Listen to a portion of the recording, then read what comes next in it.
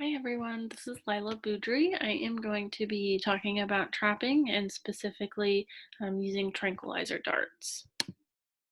So purposes for using a tranquilizer dart, there are several reasons and points made and why these are used. So it is argued to be the safest and most effective method. Um, it is easy to administer. There are high therapeutic index. There are small volumes of drugs that are needed, and there are short induction times with this. Most of the drugs that are used are reversible as well. So if an animal is not doing well with a drug, you can give another injection, and this will reverse the effects um, that the animal is under. And there are no long-term effects with this. So the first paper I'm going to be talking about is immobilization of white-tailed deer with tilazol, ketamine, and xylazine. Um, Tilazol and xylazine is common and known for its rapid induction time. Ketamine and xylazine is known for the rapid recovery time.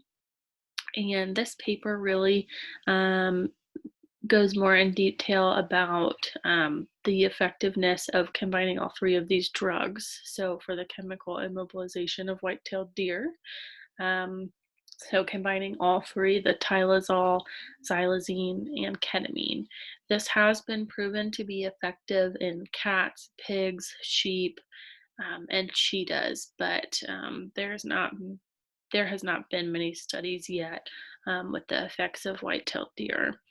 The causes and kind of reasons why they use these drugs are because the animal, it's used to be make the animal unconscious, improves muscle relaxation, and reduces hyperthermia.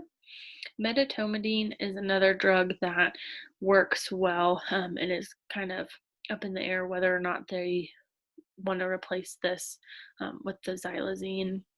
It does work well, however, it is expensive, and the reversal for the medetomidine is the adipamazole.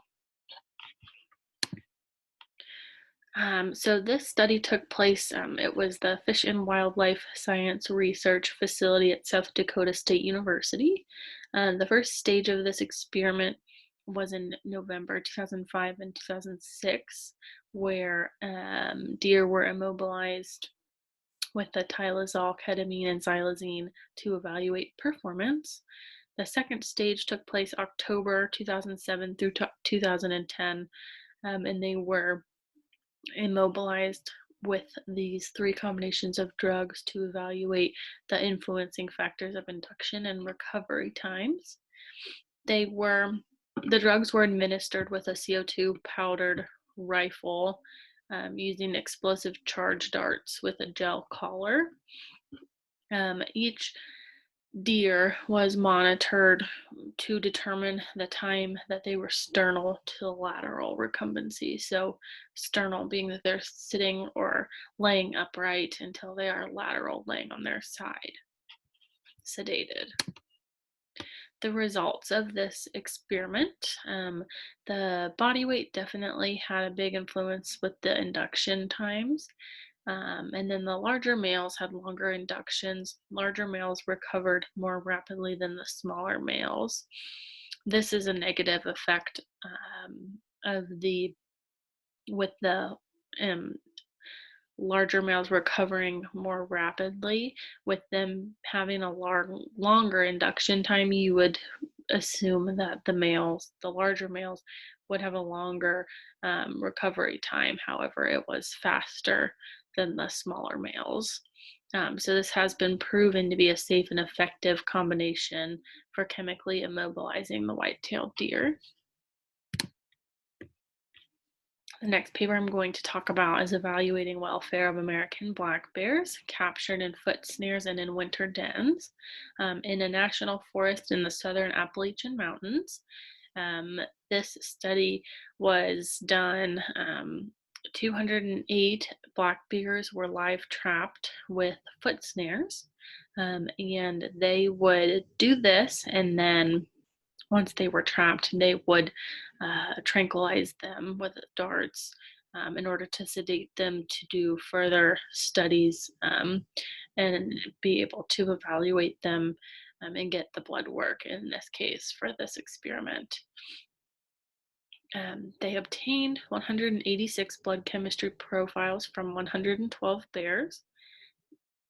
They compared these results of the blood work based on how the animal was trapped. So whether or not it was initially tranquilized, I didn't. It was initially they were had tranquilized 8 bears, and then the bears that they were able to access from dens were tranquilized as well, rather than caught initially in the foot snares. So depending on how they were trapped, they were correlating kind of the results with the blood work, and it did show that the more exertion that they were seeing um, increased with the increasing injury scores. So the injury scores were um, being recorded with all of the bears that were in foot snares. Ketamine and xylazine are also, again, common drugs that are used for black bears. The results, the injury scores, kind of how I started talking about that. The injury scores for the snared bears exceeded those for the bears that were handled in their dens um, with tranquilizer darts. Bears that were in snares had exerted more energy and were likely dehydrated. And then the darted bears were more likely to be hydrated because they had not been, stuck in a trap all day for who knows how long. This video I have here is actually from one of my friends in southern Kentucky near the Daniel Boone National Forest. She is involved with the Fish and Wildlife Department, and during this time of year, they go out and do den work and actually check on cubs as well. So this was actually this time last year, a mother and but they did have to dart, and here's a video of her babies. It's a little bit fuzzy.